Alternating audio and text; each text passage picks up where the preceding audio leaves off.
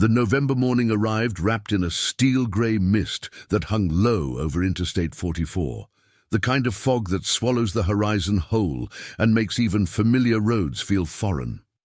Michael and Daniel Brennan, 23-year-old twins from Springfield, Missouri, had been planning this road trip for months, a graduation gift to themselves after finishing their degrees at Missouri State University. Michael had earned his in mechanical engineering, Daniel in graphic design. They were different in countless small ways, but they shared the same restless energy, the same need to see what lay beyond the borders of their small city life. Their parents, Robert and Linda Brennan, had watched them pack the old red Ford Ranger the night before, their concern masked by forced smiles. The truck had been a joint purchase 3 years earlier, a 1996 model with 180,000 miles on the odometer and a persistent rattle in the engine that Michael swore he could fix.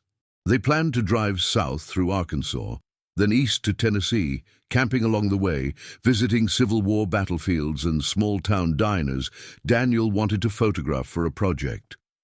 Linda had made them promise to call every night. If you're watching this story unfold and finding yourself drawn into this mystery, please take a moment to subscribe to the channel. We'd also love to know where you're watching from. Drop your location in the comments below. Now let's continue with what happened next. The twins left Springfield on November 3rd, 2003, just after sunrise. Michael drove first, his hands steady on the wheel, while Daniel navigated with an actual paper map, refusing to rely on their shared cell phone for directions. They stopped at a truck stop in West Plains around noon, where a waitress named Gretchen Hollis would later remember serving them cheeseburgers and sweet tea. She recalled them because they'd been arguing in that particular way twins do, finishing each other's sentences, even while disagreeing. Daniel wanted to take the scenic route through the Ozarks National Forest. Michael insisted they stick to the interstate to make better time. They compromised, as they always did. After lunch, they took Highway 160 east toward Poplar Bluff, a 2-lane road that wound through dense forest and past abandoned homesteads, remnants of families who'd left when the lumber mills closed in the 70s. The November sky had turned darker, promising rain. Michael called their mother at 3:47 p.m. from a gas station outside Winona, told her they were making good progress, that they'd call again from their campsite that night. It was the last time anyone in the Brennan family heard their voices. When the call didn't come that evening, Linda wasn't immediately worried. Cell phone coverage in the Ozarks was spotty at best, and the boys had been known to lose track of time. By the second day, her concern had calcified into fear. Robert called the highway patrol, who took down the information with professional detachment. 2 adult men traveling voluntarily, gone silent for 36 hours.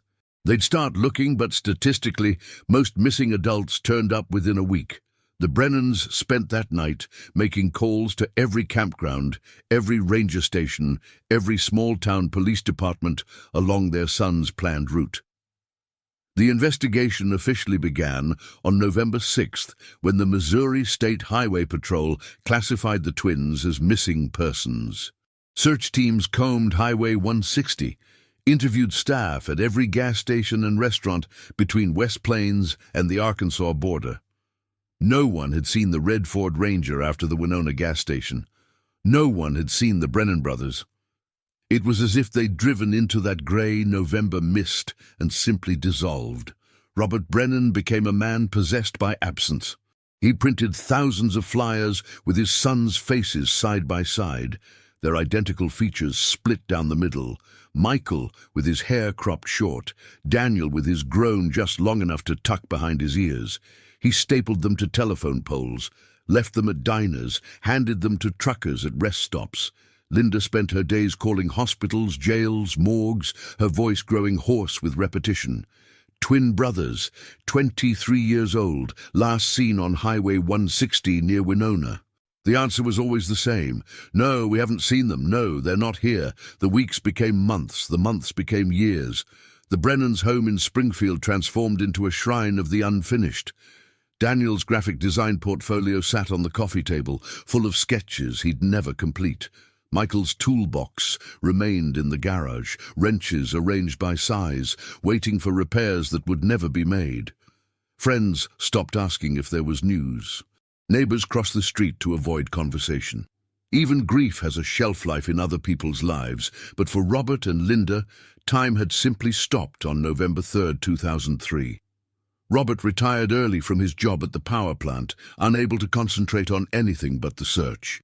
He became a regular fixture at the Missouri State Highway Patrol office, arriving with new theories, new maps marked with possible routes, new questions that had no answers. Detective Angela Frazier, the lead investigator assigned to the case, met with him monthly at first, then quarterly, maintaining a professional compassion even as the case grew colder. She'd seen this before, families who couldn't accept that sometimes people simply vanished without explanation, without closure, without bodies to bury. The prevailing theory among investigators was that the twins had met with foul play, possibly picking up a hitchhiker or stopping to help someone on that isolated stretch of Highway 160. The Ozarks had their share of dangerous characters. Meth labs hidden in the hills, men who'd learned to disappear into the forest when the law came looking. But theories without evidence are just stories we tell ourselves to fill the silence. There were no witnesses, no crime scene, no blood, no bodies. Just absence. Linda Brennan's health deteriorated slowly, then all at once. She developed insomnia, then depression, then something darker that didn't have a name. She started seeing a therapist who specialized in ambiguous loss, a term for grief that has no endpoint because there's been no confirmation of death. The therapist explained that the human mind needs closure, needs an ending to begin processing trauma. Without it, people get stuck in a permanent state of waiting. Linda understood the concept intellectually, but her heart refused to cooperate. Every time the phone rang, every time a car door slammed outside, some desperate part of her expected it to be her son's. On the 5th anniversary of the disappearance, the Brennans held a memorial service at their church. It wasn't a funeral, neither parent could bring themselves to use that word, but rather a gathering to remember Michael and Daniel, to share stories, to acknowledge that 5 years had passed without answers. Nearly 200 people attended, friends from high school and college, former teachers, neighbors who'd watched the twins grow up. A local news station covered the event, running a segment that included recent age-progressed photos showing what the brothers might look like at 28. The story aired during the evening news, seen by thousands of people who felt a brief pang of sympathy before moving on with their own lives. By the 10th anniversary, the gatherings had grown smaller. Memory is exhausting to maintain at full intensity, and even the most devoted friends had their own children now, their own troubles, their own reasons to let the past recede. Robert still drove Highway 160 several times a year, his eyes scanning the tree line as if he might spot something everyone else had missed for a decade. He'd aged 20 years in 10, his face carved with lines that spoke of nights without sleep and days without hope. Detective Frazier had long since retired, replaced by younger investigators who'd inherited the case file, along with dozens of others just like it. The file on Michael and Daniel Brennan had swelled to 3 bankers' boxes, full of witness statements, search reports, and dead-end leads.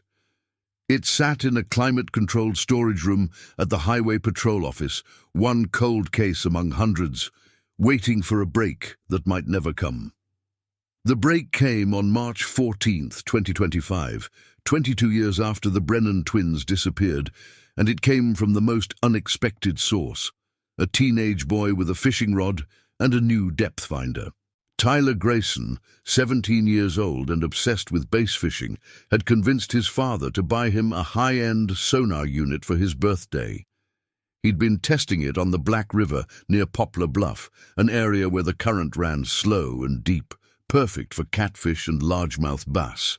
The depth finder showed fish as expected, but it also showed something else about 30 feet down, something large and angular that didn't belong on the river bottom.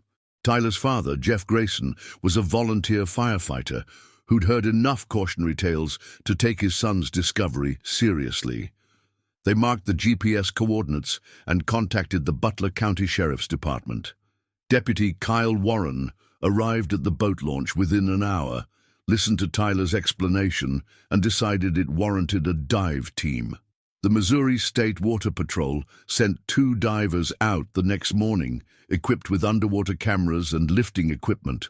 What they found, covered in 2 decades of river sediment and zebra mussels, was a 1996 Ford Ranger, red paint barely visible beneath the accumulated muck. The truck was resting upside down in a deep channel, its cab compressed from years of current pressure and debris impact. The license plate, once cleaned, read XJ7429, registered to Michael David Brennan of Springfield, Missouri. Inside the cab, still belted into their seats, were 2 sets of human remains.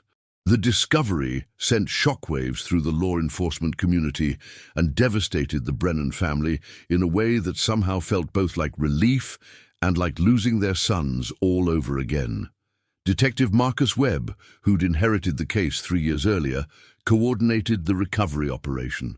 The truck was lifted from the river using a crane brought in from Memphis, a delicate operation that took 6 hours and drew a crowd of curious onlookers. Local news crews arrived, then regional ones, then national. The story of the Brennan twins, missing for 22 years, was suddenly everywhere. Robert and Linda Brennan stood behind the police tape, watching the truck emerge from the water like some terrible resurrection. Linda collapsed and had to be taken to the hospital for observation. Robert stood perfectly still, tears streaming down his face, watching his son's truck drain river water onto the muddy bank. He'd driven past this stretch of river dozens of times over the years, never knowing they were there, just 30 feet below the surface, waiting to be found. The investigation into how the truck ended up in the river would take weeks, but the initial findings painted a picture of a tragic accident rather than foul play.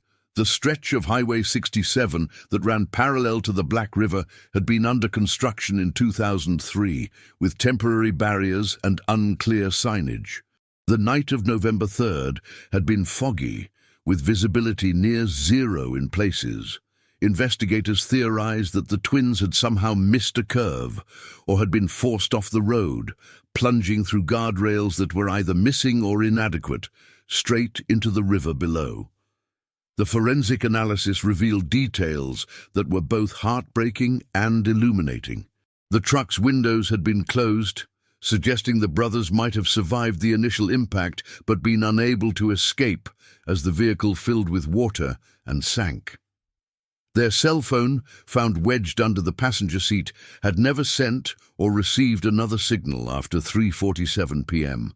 The current had carried the truck downstream before it settled into the deep channel where Tyler Grayson's depth finder eventually located it 22 years later. Dental records confirmed what the Brennans already knew in their hearts. The remains were Michael and Daniel. The Missouri State Medical Examiner's Office handled the identification with the kind of clinical precision that felt both necessary and obscene. After 2 decades of waiting, of wondering, of imagining every possible scenario, from murder to amnesia to voluntary disappearance, the truth turned out to be the simplest and most terrible explanation of all.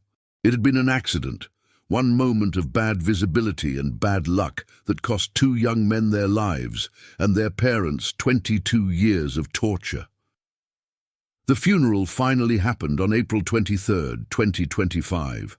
A sunny spring day that felt cruelly beautiful given the circumstances. The church was packed with people who'd known the twins 2 decades earlier and people who'd only known them as faces on missing person flyers. Detective Webb attended, as did Tyler Grayson and his father. Robert Brennan shook Tyler's hand and thanked him for giving them what they'd waited 22 years to receive, the ability to finally say goodbye. In his eulogy, Robert spoke about the peculiar agony of ambiguous loss, of loving people who exist in a state of perpetual maybe. He talked about how human beings need endings, need to know the story is finished before they can begin to heal. For 22 years, he said, he and Linda had been frozen in time, unable to mourn, because some small part of them still hoped their sons might walk through the door. Now, finally, they could grieve properly. The pain wasn't less, he admitted, but at least it had a shape now, boundaries they could learn to live within. Linda didn't speak at the service. She sat in the front pew, holding a photo of her sons taken the morning they left for their road trip, their arms slung around each other's shoulders, identical grins on their identical faces. After the service, she approached Tyler Grayson, this teenager who'd accidentally solved the mystery that had consumed her life. She hugged him tightly and whispered something no one else could hear. Later, Tyler would tell his father she'd said, "You brought my boys home. Thank you for bringing them home." The investigation officially closed 6 weeks after the recovery.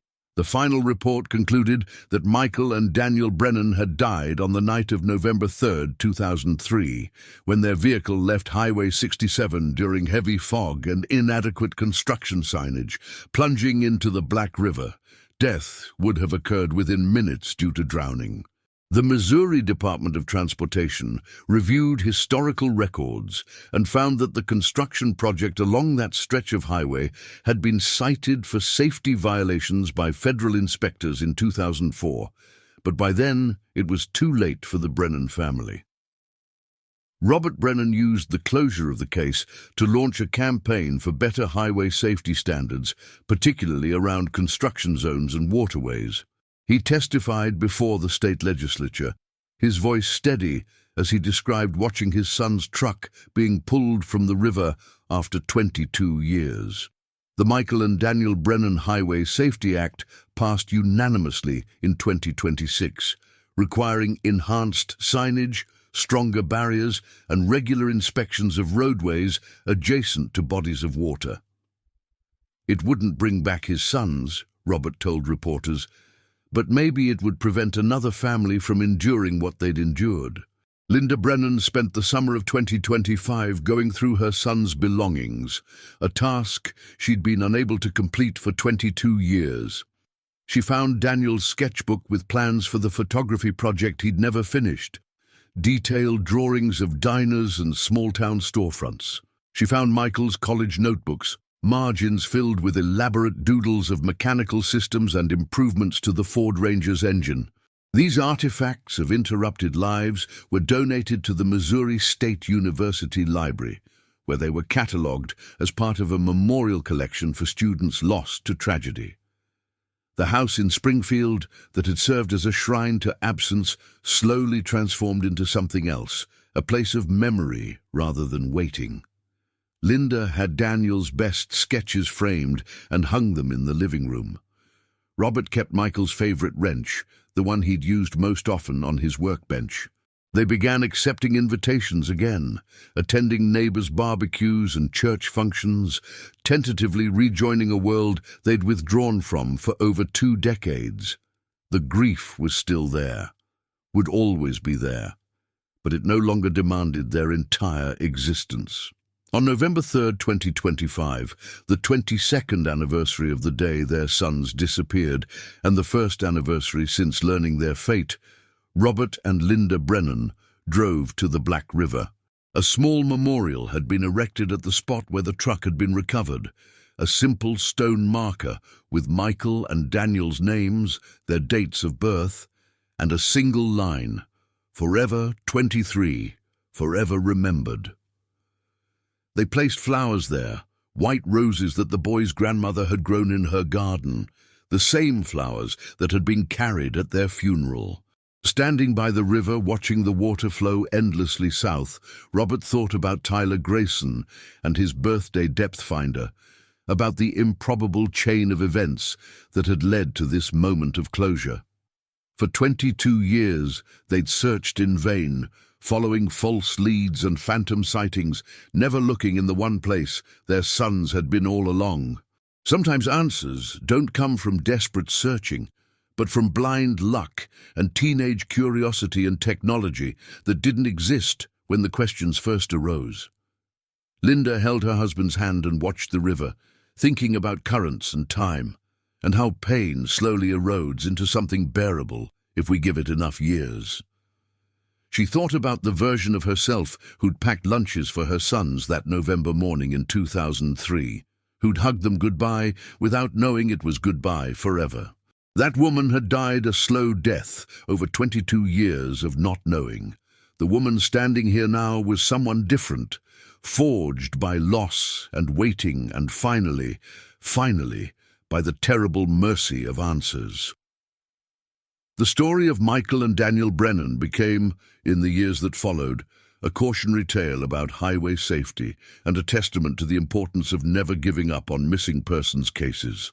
Detective Webb used it in training seminars, emphasizing that advances in technology, from improved sonar equipment to GPS mapping to social media outreach, mean that cases once considered unsolvable might still yield answers. Tyler Grayson went on to study criminal justice in college, inspired by his accidental role in bringing closure to a family's decades-long nightmare. But for the Brennans, the story was simpler and more personal than any lesson or legacy. It was about two sons who'd set out on an adventure and never made it home. It was about parents who'd spent 22 years suspended between hope and despair, unable to move forward or look back. And it was, ultimately, about the strange mercy of endings, how even the most painful truth is better than an eternity of questions without answers. The red Ford Ranger, after being processed by investigators and documented by forensic teams, was quietly disposed of. Some families might have wanted to keep it, but the Brennans had no use for the vehicle that had become their son's tomb. They had photos from before, from when it was just a truck with a rattling engine and too many miles, back when the only thing it represented was freedom and possibility and the open road, stretching out before two young men who believed they had all the time in the world. On quiet evenings, Robert still drove Highway 160 sometimes, not searching anymore, but remembering. He'd pass through Winona, where his sons made their last phone call, and continue east through the Ozarks they'd been so eager to explore. The road looked different now, familiar in a way it never had been during those years of desperate searching. He understood now that they'd never actually made it this far, that they'd turned north toward Poplar Bluff and encountered the fog and the construction zone, and the terrible accident that had stolen them from the world. Linda found a different kind of peace in the garden she'd neglected for 22 years.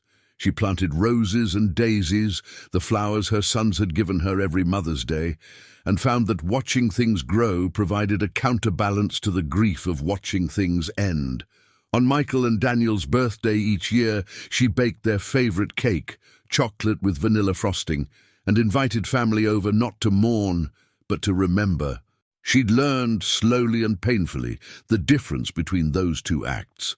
The last detail to emerge about the Brennan twins' final hours came from a truck driver named Leonard Hayes, no relation to the Highway Patrol's Lieutenant Hayes, who'd been driving Interstate 67 the night of November 3, 2003. After seeing news coverage of the truck's recovery in 2025, Leonard contacted Detective Webb with a memory he'd been carrying for 22 years.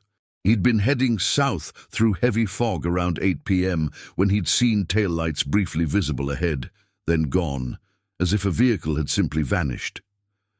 He'd slowed down but hadn't seen anything else, had assumed it was a trick of the fog and the darkness. Only now, after learning about the Brennan brothers, did he realize what he'd witnessed. The moment the red Ford Ranger left the road and plunged into the river.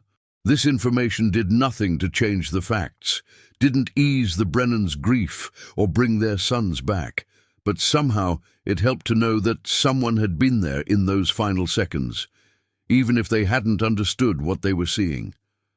It made Michael and Daniel's last moments feel less isolated, less lonely. They hadn't simply vanished into nothing. Someone had witnessed their passing, even if it had taken 22 years to connect the dots. The Black River continues its endless journey south, carrying water from the Missouri highlands down toward the Arkansas border, and eventually to the Mississippi. The spot where the Brennan twins' truck rested for 22 years looks like any other stretch of river now, no different from the thousands of miles of waterways that wind through the American heartland. But for those who know the story, it serves as a reminder that rivers keep secrets, that the landscape we move through daily might be hiding answers to questions families have been asking for decades. In the end, the disappearance and discovery of Michael and Daniel Brennan became a story about the intersection of tragedy and time, about how advances in technology and random chance can conspire to solve mysteries that seem destined to remain forever open. It was a story about parental love tested beyond any reasonable limit, about a family that refused to stop searching even when searching felt hopeless. And it was a story about homecoming, even when coming home means being carried from a river bottom to a cemetery plot, even when the ending arrives 22 years too late. Robert Brennan died in 2028, 3 years after his sons were found. Linda said he'd been ready to go, that some essential part of him had been waiting for permission to stop fighting. At his funeral, she spoke about how the 22 years of not knowing had aged him prematurely, how the weight of ambiguous loss had been too heavy to carry for so long. But she also spoke about his final 3 years, after the twins were found, how he'd finally been able to rest, to mourn properly, to begin letting go. Those 3 years of knowing, painful as they were, had been a gift after 2 decades of torture. Linda lived on in the Springfield house, surrounded by memories of the family she'd lost piece by piece. She stayed in touch with Tyler Grayson, who visited her twice a year, bringing updates about his life and career in law enforcement. She'd become something of a surrogate grandmother to him, this young man who'd accidentally answered the question that had defined her adult life. Their connection was strange but genuine, forged by tragedy and discovery and the peculiar intimacy of shared grief. The Michael and Daniel Brennan Memorial Scholarship was established at Missouri State University in 2026, funded by donations from people who'd followed the story and been moved by its resolution. It provides financial assistance to students studying engineering or graphic design, the fields the twins had loved. Recipients are chosen not just for academic excellence, but for demonstrating the kind of close friendship or sibling bond that Michael and Daniel had shared. It was Linda's idea, her way of ensuring that her sons' names meant something beyond tragedy, beyond the 22 years they'd spent beneath the Black River, waiting to be found. Years after the recovery, Detective Webb would reflect on the Brennan case as one of the most important of his career, not because it was complex, but because it proved that persistence and technology eventually converged to provide answers. He'd seen too many families give up, accepting that their missing loved ones would remain forever missing. The Brennans had never given up, and while their ending was tragic, at least it was an ending. In the world of missing persons investigations, even tragic endings represent a form of success. Closure delivered decades late, but delivered nonetheless. The story of the Brennan twins became part of the local mythology of the Ozarks, told and retold in diners and barbershops, at community gatherings and family dinners. It became a story about the dangers of fog and poor highway maintenance, about the importance of calling home, about how quickly joy can turn to tragedy on a November afternoon. But mostly, it became a story about a family that waited 22 years for an answer, about parents who never stopped believing that one day, somehow, They'd know what happened to their sons on that long-ago road trip that was supposed to mark the beginning of their adult lives, but instead marked their ending.